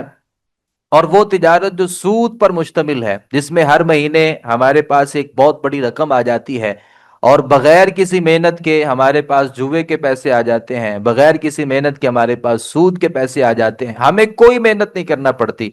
اور ایک طرف اللہ کے رسول صلی اللہ علیہ وسلم کے واضح فرامین ہیں، تو میں یہ دیکھتا ہوں کہ اگر ان فرامین کو مانتا ہوں تو پیسے نہیں آتے، کاروبار نہیں چلتا، گھر میں غربت آ سکتی ہے۔ پھر یہ دیکھنا ہے کہ میرا جھکاؤ کس کی طرف ہے۔ تو اس آیت مبارکہ کی روح سے مجھے اپنا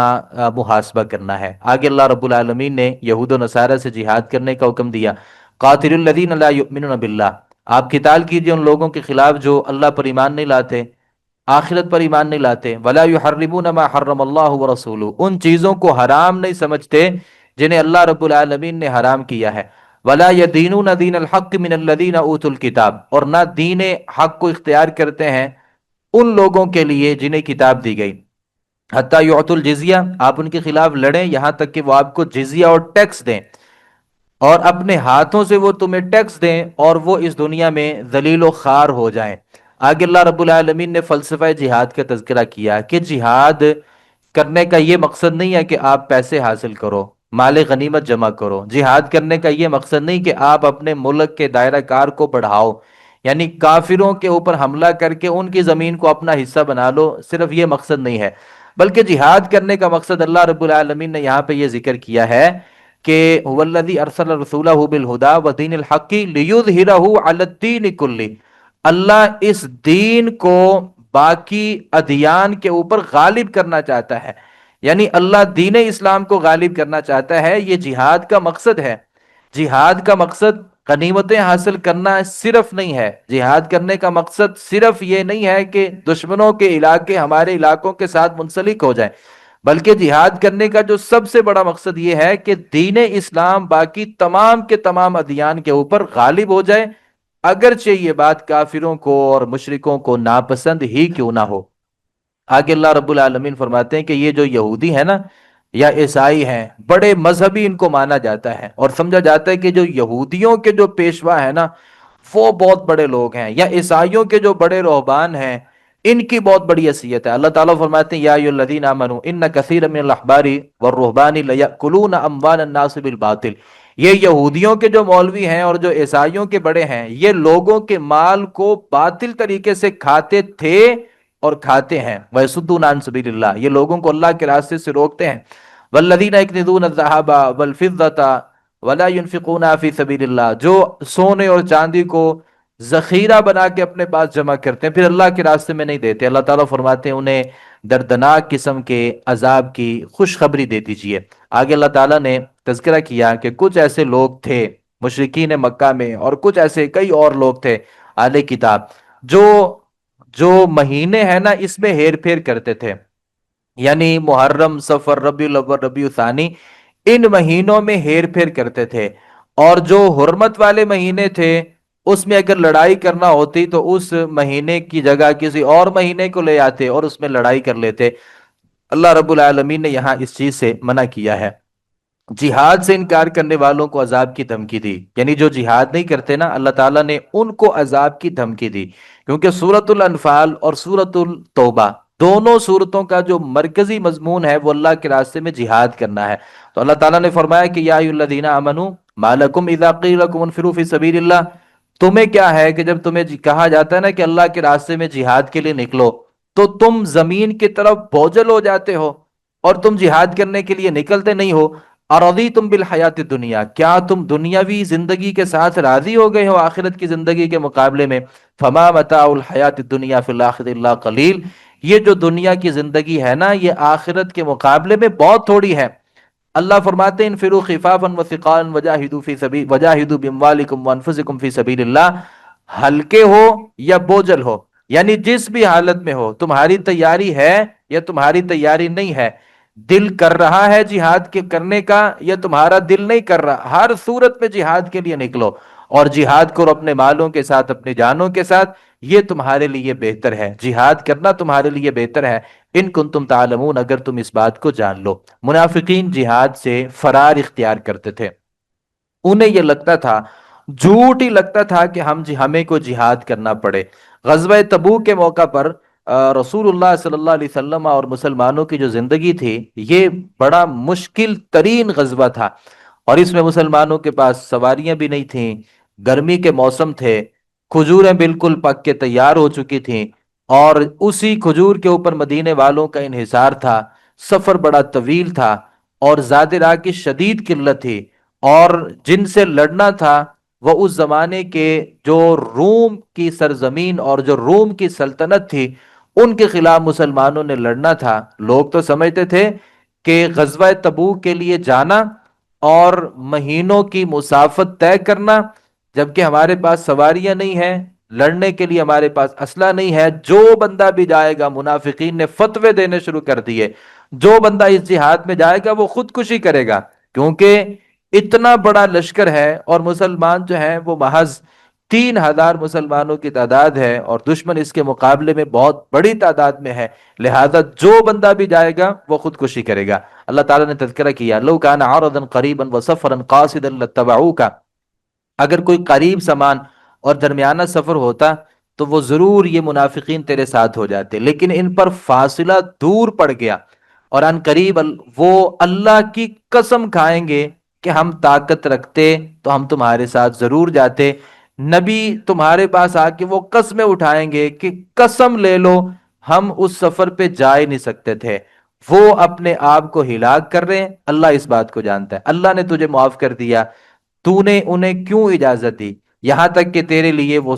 لوگ صاف ظاہر ہو جاتے جنہوں نے سچ کہا، اور تو جھوٹوں کو جان لیتا۔ تجھ سے وہ لوگ اجازت نہیں مانگتے جو اللہ اور اس رسول آخرت پر ایمان لاتے ہیں، اس سے کہ اپنے مالوں اپنی جانوں کے ساتھ جہاد کریں۔ اللہ متقی لوگوں کو خوب جانتا ہے۔ اللہ تعالیٰ فرماتے ہیں جو اہل ایمان ہے نا وہ تو آپ سے پیچھے رہنے کی اجازت نہیں مانگیں گے،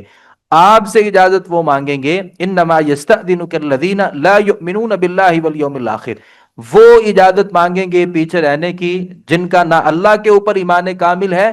اور نہ اللہ کے رسول کے اوپر ایمان کامل ہے، اور نہ آخرت کو وہ تسلیم کرتے ہیں۔ ورتابت قلوبہم، اور ان کے تو دل شک میں پڑے ہوئے ہیں کہ پتہ نہیں اسلام صحیح ہے یا مشرکین صحیح ہیں۔ اللہ رب العالمین فرماتے ہیں وہ اپنے شک کے اندر ہی حیران پھر رہے ہیں۔ یہ لوگ تیرے پاس آتے ہیں اور آ کر کے کہتے ہیں کہ ہم جہاد پہ نہیں جا سکتے، ہمارے گھر والے بیمار ہیں، ہماری فصل تیار ہو چکی ہے، اس کے بغیر ہم بھوکے مر جائیں گے، میری صحت کا مسئلہ ہے یا مجھے یہ مسئلہ ہے۔ بلکہ اس کے مقابلے میں جو اہل ایمان تھے، اللہ رب العالمین نے ان کا بھی تذکرہ کیا ہے۔ جن کے پاس سواریاں نہیں تھی نا، جن کے پاس سواریاں نہیں تھی، اللہ رب العالمین نے ان کا بھی تذکرہ کیا کہ کیسے ان کا دل کرتا تھا، اور ان کا دل یہ کرتا تھا کہ ہم بھی اس جہاد میں شریک ہوں، لیکن بیچاروں کے پاس جانے کے لیے کوئی صورت نہیں تھی۔ اور یہ منافقین اس غزوہ کے موقع پر نبی کریم صلی اللہ علیہ وسلم نے صحابہ کرام سے اپیل کی کہ جو جس کے پاس ہے، چونکہ سفر بہت طویل ہے اور ہمیں زاد راہ کی شدید ضرورت ہے، لہٰذا اس اپنے مال کو خرچ کیجئے۔ اور اس جہاد کے لیے نبی کریم صلی اللہ علیہ وسلم نے جب اعلان کیا تو ہمیں پتہ ہے کہ صدقات کے باب میں جب بھی صدقے کی بات ہوگی اور جب بھی اللہ کے راستے میں دینے کی بات ہوگی، اس صحابی کو بطور خاص یاد رکھا جائے گا جس نے ایک رات یہودی کے ہاں مزدوری کی تھی، اور اس نے بہت تھوڑی جو کھجوریں تھیں وہ اس کو اجرت کے طور پر دی تھیں، اور اس نے وہ کھجوریں ہی لا کر کے نبی کریم صلی اللہ علیہ وآلہ وسلم کی خدمت میں پیش کر دی تھی۔ تو منافقین نے اعتراض کیے، اور منافقین نے کہا کہ یہ تو بڑی عجیب باتیں ہیں کہ اللہ رب العالمین ہم سے پیسے مانگ رہا ہے، اور اللہ رب العالمین ہم سے مطالبہ کر رہا ہے کہ پیسے دو، اور ہم سے چیزوں کو مانگا جا رہا ہے۔ تو اللہ رب العالمین نے فرمایا الذین یلمزون المطوعین من المؤمنین فی الصدقات، وہ لوگ جو صدقات میں خوش دلی سے حصہ لینے والے مومنوں کے اوپر تان کرتے ہیں، والذین لا یجدون الا جہدہم فیسخرون منہم، اور ان پر بھی جو اپنی محنت کے سوا کچھ نہیں پاتے، فیسخرون منہم، تو وہ ان سے مذاق کرتے ہیں نا، سخر اللہ منہم، اللہ نے بھی ان سے مذاق کیا ہے، اللہ بھی ان سے مذاق کرے گا۔ کر لو دنیا میں اہل ایمان کے ساتھ مذاق، اور کر لو اب وہ جو کمزور مومنین ہیں ان کے ساتھ مذاق، اللہ بھی ان سے مذاق کرے گا، اور اللہ کا مذاق سیریس ہوگا، وہ مذاق نہیں ہوگا۔ اور وہ کیا ہوگا؟ وَلَهُمْ عَذَابٌ أَلِيمٌ، اللہ تعالیٰ فرماتے ہیں ان کے لیے تو دردناک قسم کا عذاب ہے۔ آگے زکوٰۃ کے مستحق لوگ کون ہوتے ہیں اللہ تعالیٰ نے تذکرہ کیا ہے، انما الصدقات للفقراء، جو صدقات ہیں نا وہ غریبوں کے لیے ہوتے ہیں، فقیروں کے لیے ہوتے ہیں، مسکینوں کے لیے ہوتے ہیں۔ مسکین وہ ہوتا ہے جس کی آمدن تھوڑی ہے، اخراجات زیادہ ہیں۔ والعاملین علیہا، اور جو ان صدقات کے اوپر لوگ معمور ہوتے ہیں نا، جن کی ذمہ داری ہوتی ہے، ان کو بھی زکوٰۃ دی جا سکتی ہے۔ ظاہر ہے وہ لوگوں سے سارا سال ہی پیسے اکٹھے کرتے رہتے ہیں، اپنا ذاتی کاروبار تو نہیں کر سکتے، تو وہ ان پیسوں کو بھی اپنے اوپر استعمال کر سکتے ہیں۔ والمؤلفۃ قلوبہم، اور ان کافروں کو بھی زکوٰۃ دی جا سکتی ہے جن کے دل میں ہمیں لگتا ہے کہ یہ شاید اس کی وجہ سے اسلام کو قبول کر لے، اس کو بھی دیا جا سکتا ہے۔ اور پھر رقابی، گردن چھڑانے میں، یعنی کوئی بے گناہ بندہ ہے اور اسے آزاد کروانے کے لیے بھی زکوٰۃ دی جا سکتی ہے۔ والغارمین، اور وہ لوگ جو چٹی جن کو پڑ گئی، یعنی کاروبار میں نقصان ہو گیا اور وہ بندہ تو مالدار ہے لیکن اچانک اتنا بڑا نقصان ہو گیا کہ وہ بیچارہ اپنی اصل حالت پہ یا اس قدر وہ گر چکا ہے کہ وہ اٹھ ہی نہیں سکتا، تو اسے بھی آپ زکوٰۃ دے سکتے ہیں۔ وفی سبیل اللہ، اللہ کے راستے میں بھی، جی اللہ کے راستے میں، اللہ کے راستے سے مراد یہاں اکثر مفسرین نے لیا ہے کہ جہاد فی سبیل اللہ۔ البتہ یہاں پہ علماء نے یہ بھی ذکر کیا ہے کہ یہ جو مدارس ہوتے ہیں یہ بھی چونکہ اللہ کا راستہ ہے اور اللہ کے دین کا راستہ ہے، یہاں بھی زکوٰۃ دی جا سکتی ہے۔ مسجد جو ہوتی ہے نا، بعض علماء نے کہا کہ مسجد جو ہے نا اس کو زکوٰۃ نہیں دی جا سکتی۔ میں ذاتی طور پہ میں جس نتیجے پہ پہنچا ہوں، ایک بہت تتبع کے بعد اور بڑی کوشش کے بعد، اگرچہ جو سعودی علماء ہیں، جتنے بھی سعودی علماء ہیں، وہ اس بات کی اجازت نہیں دیتے کہ مسجد کو زکوٰۃ دی جا سکتی ہے۔ سعودی علماء اس بات کی اجازت نہیں دیتے اور ان کو اجازت دینی بھی نہیں چاہیے۔ ہم اس بات کی اجازت دیتے ہیں کہ مسجد کو زکوٰۃ دی جا سکتی ہے۔ اس کی وجہ یہ ہے کہ سعودی عرب میں مساجد کے جتنے بھی انتظامات ہیں وہ سعودی گورنمنٹ کرتی ہے، اور سعودی گورنمنٹ اپنی طرف سے مسجدوں کے تعمیر بھی کرتی ہے اور ان کے علماء کو وہ اخراجات بھی سعودی گورنمنٹ برداشت کرتی ہے، لہٰذا وہاں تو اس چیز کی ضرورت نہیں ہے۔ البتہ ہمارا جو ملک ہے یہاں پہ جو گورنمنٹ ہے وہ مسجدوں کو کچھ نہیں دیتی، البتہ مسجدوں سے ٹی وی کا جو بل ہے نا وہ بھی وصول کیا جاتا ہے، اور یہاں لوگ اپنے طور پہ مسجدیں بناتے ہیں اور اپنے طور پہ لوگوں سے پیسے لیتے ہیں، لہٰذا یہاں جو حکم ہے وہ وہاں سے مختلف ہے۔ اور دوسری بات یہ ہے کہ اس کی دلیل وہ بڑی خوبصورت ہے کہ نبی کریم صلی اللہ علیہ وسلم کے زمانے میں جو بیت المال تھا وہ ایک ہی تھا، وہیں پہ صدقات جمع ہوتے تھے، وہیں پہ خیرات جمع ہوتی تھی، وہاں پہ زکاتیں جمع ہوتی تھی، ساری چیزیں وہ ایک ہی جگہ پہ جمع ہوتی تھیں، اور انہی جگہوں سے نبی صلی اللہ علیہ وسلم مسجدوں کے انتظام بھی دیکھتے تھے، انہی پیسوں سے لوگوں کو جہاد کے لیے بھی بھیجا جاتا تھا، انہی پیسوں سے غریبوں، محتاجوں، مسکینوں کی مدد بھی ہوتی تھی۔ تو وہ مال غنیمت تو ایک ہی تھا جہاں پہ ساری چیزیں جمع ہوتی تھیں، اور مسجدوں کے انتظام بھی انہی چیزوں سے چلتے تھے۔ تو میں ذاتی طور پہ یہ سمجھتا ہوں، میری بات سے اختلاف بھی کوئی آدمی کر سکتا ہے، اور ظاہر ہے اختلاف ہے، تو میں ذاتی طور پہ یہ سمجھتا ہوں کہ مسجد کو اچھا تو نہیں ہے کہ آپ زکوٰۃ دیں، اچھا یہ ہے کہ اپنے خالص مال سے مسجد کو پیسے دیں، اور اگر لگتا ہے کہ وہ اس سے پیسے پورے نہیں ہوتے، اور جیسا کہ بہت سی مسجدوں میں نہیں ہوتے، تو وہاں جو ایک فرضی جو زکوٰۃ ہے اس سے بھی مسجد کو پیسے دیے جا سکتے ہیں۔ میرا خیال یہ ہے کہ اس میں کوئی حرج کی بات نہیں ہے۔ منافقین جو تھے وہ ہمیشہ اچھے کاموں سے روکتے تھے اور برے کاموں سے منع کرتے تھے۔ المنافقون والمنافقات بعضهم من بعض، جو منافق ہے نا وہ اصل میں ایک دوسرے کے ہی دوست ہیں۔ یأمرون بالمنکر، وہ برے کام کا حکم دیتے تھے، وینہون عن المعروف، اور اچھے کاموں سے لوگوں کو روکتے تھے۔ تو منافق کی یہ صفت کیا میرے اندر تو نہیں ہے کہ اگر میرے دل میں یہ ہے کہ میں نے لوگوں کو اچھے کاموں سے روکنا ہے تو میں منافق ہوں، یا میرے اندر یہ ہے کہ میں لوگوں کو برے کاموں کا حکم دیتا ہوں، یا برے کاموں کا حکم تو نہیں دیتا، البتہ اپنے عمل سے لوگوں کو کہتا ہوں کہ تم برے کام کرو، تو بھائی میں بھی منافق ہوں۔ منافقین پر سختی کرنے انہیں سزا کا حکم اللہ تعالیٰ نے دیا، یا ایھا النبی جاہد الکفار والمنافقین واغلظ علیہم، کافروں کے خلاف بھی آپ جہاد کریں اور منافقوں کے اوپر بھی آپ سختی کریں، کیونکہ منافق ہمیشہ ہی اس لیے بچ جاتے تھے کہ ہم چونکہ مسلمان ہیں۔ آگے اللہ تعالیٰ نے منافقین کی جو نماز جنازہ ہے اس کا تذکرہ کیا، لا تصلی علی احد منہم مات ابدا ولا تقم علی قبری۔ وہ جو رئیس المنافقین جب مرا تھا تو اس کا بیٹا آیا تھا، کہا اللہ کے نبی صلی اللہ علیہ وسلم آپ نماز پڑھا دیں، تو آپ صلی اللہ علیہ وسلم تو نماز پڑھانا ہی چاہتے تھے۔ عمر رضی اللہ عنہ نے اللہ کے نبی صلی اللہ علیہ وسلم کو روکا اور کہا کہ آپ اس بندے کی نماز جنازہ پڑھائیں گے جو آپ کا سب سے بڑا ناقد اور مخالف تھا، اور یہ نبی صلی اللہ علیہ وسلم سے بہت زیادہ حسد کرتا تھا، کیونکہ نبی صلی اللہ علیہ وسلم کی مدینہ طیبہ تشریف لانے سے پہلے لوگ اس کو سردار تقریباً بنا چکے تھے، بس اس کی وہ آخری جو ایک تقریب ہوتی ہے نا کہ وہ اس کی وہ جو دستار بندی کہہ لیں وہ ابھی باقی تھی، باقی سارا کچھ فائنل ہو گیا تھا۔ تو نبی صلی اللہ علیہ وسلم جب تشریف لائے تو اس کی حیثیت ختم ہو گئی، تو اس نے دل میں اللہ کے نبی صلی اللہ علیہ وسلم کے بارے میں ایک بغض رکھ لیا، اور نبی صلی اللہ علیہ وسلم کو نبی بھی مان لیا۔ کیوں؟ کیونکہ وہ یہ چاہتا تھا کہ اگر میں مدینہ میں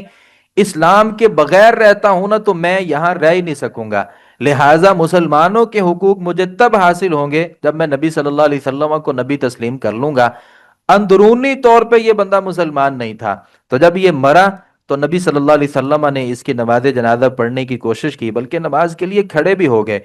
تو اللہ رب العالمین نے فرمایا لا تصلی علی احد منہم مات ابدا، کبھی بھی آپ نے ان کی نماز جنازہ نہیں پڑھنی، ولا تقم علی قبری، آپ نے اس کے قبر کے اوپر بھی کھڑا نہیں ہونا، انہم کفروا باللہ ورسولہ، یہ تو اللہ اور اس کے رسول کے ساتھ کفر کرنے والے ہیں،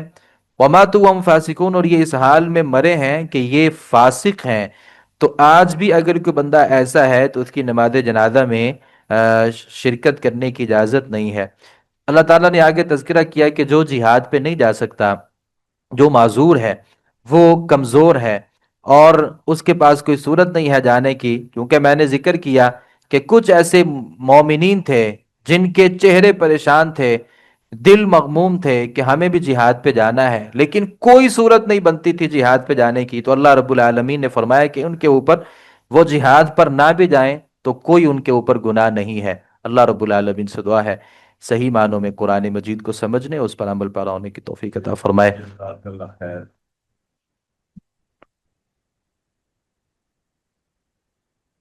یہ چند ایک سوالات ہیں۔ آمین کے بعد ثم آمین کہنا حدیث سے ثابت ہے؟ جی حدیث سے تو ثابت نہیں ہے۔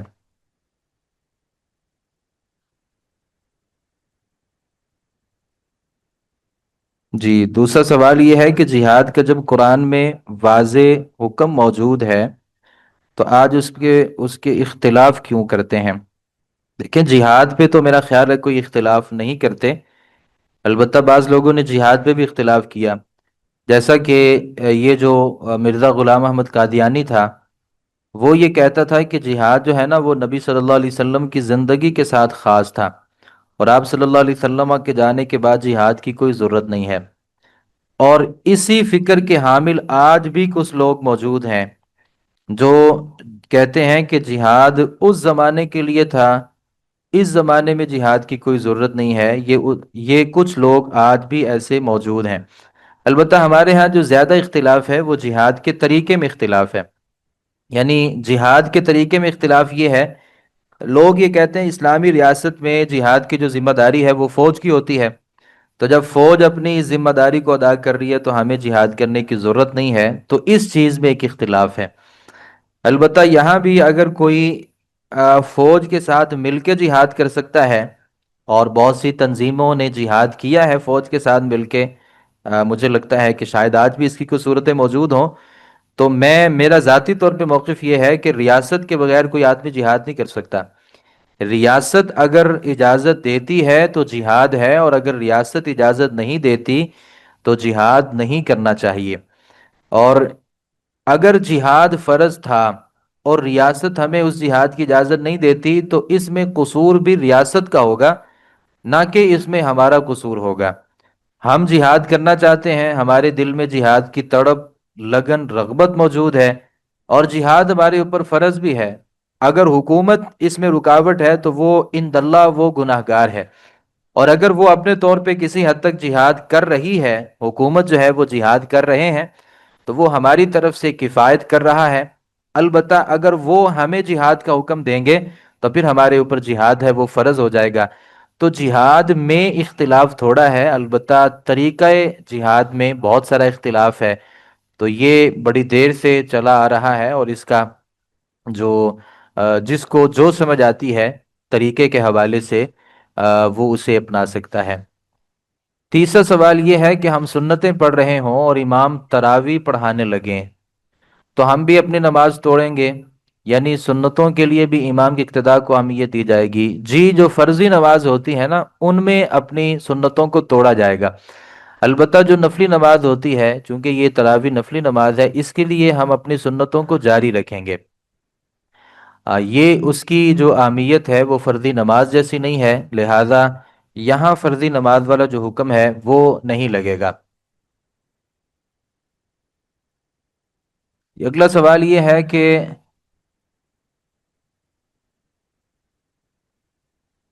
اگر کہیں مسلم پر ظلم ہو رہا ہے، ہمارے لوگ شامل ہوں تو؟ جی فرض جو ہے نا وہ ہمارے اوپر جہاد جو ہے وہ فرض تو اگر ہو جائے گا، لیکن اس کی ادائیگی حکومت کی اجازت کے بغیر نہیں ہے، جیسا میں نے پہلے ذکر کیا۔ حکومت اجازت دے گی تو ہم جہاد کریں گے۔ تو آگے سوال یہ ہے کہ جو کشمیر جاتے تھے مجاہدین، یہ کچھ زمرے میں آتا ہے، تو میں نے اس بات کا بھی جواب دے دیا ہے کہ جن لوگوں نے کشمیر میں جہاد کیا ہے وہ بھی ریاست کی اجازت کے ساتھ کیا ہے۔ میں اس بات کو بڑے اچھے طریقے سے جانتا ہوں کہ جنہوں نے کشمیر میں جہاد کیا ہے وہ بھی ریاست کی اجازت کے ساتھ جہاد کیا ہے، اور ریاست اس سے بے خبر نہیں تھی۔ اور اب اگر وہاں پہ جہاد نہیں چل رہا تو یہ بھی ریاست کی ساتھ ہی ہے۔ تو ریاست اگر کہے گی تو ہم جہاد کے لیے تیار ہیں، اور اگر ریاست ہمیں اجازت نہیں دے گی تو ہم جہاد کے لیے تیار نہیں ہوں گے۔ باقی جو خبریں ہوتی ہیں، اور ان باتوں پہ یقین نہیں کرنا چاہیے، کیونکہ جو جہاد ہوتا ہے نا، الحرب خدعہ، لڑائی دھوکا ہے۔ تو دھوکا جو ہے وہ ہمیشہ سے رہا ہے، جہاد میں جھوٹ بولنا چونکہ جائز ہے، تو اس میں بہت سارے جھوٹ کا بھی سہارا لیا گیا ہے جو شرعی طور پہ جائز ہے۔ بہت سی حقیقتیں ہیں جن کا ہمیں ادراک نہیں ہے، یا یہاں ان کا ذکر کرنا مناسب نہیں ہے۔ جی یہاں مجھے ایک سوال دیا ہے کہ جو کرسچن ہوتے ہیں جب مسلمانوں کے گھر میں آئیں تو ان سے نفرت کرنی چاہیے یا نہیں کرنا چاہیے، اور ان کو سلام بلانا چاہیے یا نہیں بلانا چاہیے؟ پہلی بات تو یہ کہ جو یہ عیسائی ہیں ان کے ساتھ ہمارے جو تعلقات ہیں وہ مسلمانوں جیسے نہیں ہونے چاہیے، اور دوسری بات یہ ہے کہ اپنے دل میں ان کے ساتھ جو محبت کا جذبہ ہے یہ تو کبھی بھی نہیں ہو سکتا، ان کے ساتھ جو نفرت کا جو رویہ ہے وہی غالب ہونا چاہیے۔ البتہ جو حربی نہیں ہیں، یعنی غیر حربی ہیں، جو عیسائی ہمارے ساتھ لڑائی نہیں کرتے بلکہ مسلمانوں کے ملک میں رہتے ہیں اور وہ امن کے ساتھ زندگی بسر کر رہے ہیں، ان کے خلاف جہاد نہیں کریں گے، یعنی ان کے خلاف جہاد نہیں کیا جا سکتا اور محبت بھی نہیں کی جا سکتی، اور انہیں سلام نہیں کہنا چاہیے بلکہ سلام میں ابتدا نہیں کرنی چاہیے، اور اگر یہ سلام کہہ دیں تو سلام کے جواب میں وعلیکم کہنا چاہیے، اس سے زیادہ نہیں کہنا چاہیے۔ دوسرا سوال یہ ہے کہ کیا تراویح پڑھنا ضروری ہے یا بغیر تراویح کے روزہ ہو جائے گا؟ تراویح نفلی عبادت ہے، یہ سنت ہے، تو تراویح جو ہے نا یہ ضروری نہیں ہے۔ نبی کریم صلی اللہ علیہ وسلم نے 2 سے 3 دن تراویح بلکہ رات کی جو نماز ہے یہ اس کی امامت کروائی اور پڑھائی۔ ابو بکر رضی اللہ عنہ کے زمانے میں اس کا خاص اہتمام نہیں تھا، اور عمر رضی اللہ عنہ کے زمانے میں پھر اس کا باقاعدہ جو آغاز ہے اور اجرا ہے وہ کیا گیا۔ بدعت نہیں ہے کیونکہ اس کی اصل نبی صلی اللہ علیہ وسلم کے زمانے میں موجود تھی، صرف عمر رضی اللہ عنہ نے اس کی تجدید فرمائی تھی۔ تو تراویح جو ہے وہ فرض نہیں ہے، یہ ایک نفلی عبادت ہے، تو کوئی آدمی اگر تراویح پڑھ لیتا ہے تو یہ اچھا ہے، اگر کوئی آدمی تراویح نہیں پڑھتا تو ہم اس کے اوپر کسی قسم کی کوئی قدغن نہیں لگا سکتے، یہ نہیں کہہ سکتے کہ تم نے کسی حرام کا ارتکاب کیا ہے۔ اور یہاں یہ بات بھی ذہن میں رکھیے کہ جو مسجد میں جو نماز تراویح پڑھی جاتی ہے، اور ایک تراویح وہ ہے جو بندہ گھر میں ادا کرتا ہے، جو نفلی جو نماز ہوتی ہے نا اس کا زیادہ اجر گھر میں ہوتا ہے، تو یہ بھی ایک مسئلہ ہے۔ بہت سے لوگوں کو یہ بات سمجھ میں نہیں آئے گی اور شاید اس کو سمجھنے کے لیے تیار نہیں ہوں گے۔ گھر میں جو ہم نماز پڑھ لیتے ہیں نفلی نماز، صرف یہاں جو مسجد میں نماز پڑھی جاتی ہے وہاں پہ ایک اضافی ہوتا ہے کہ یہ باجماعت نماز ہوتی ہے، تو باجماعت جو ہے اس کا ایک فضیلت ہے،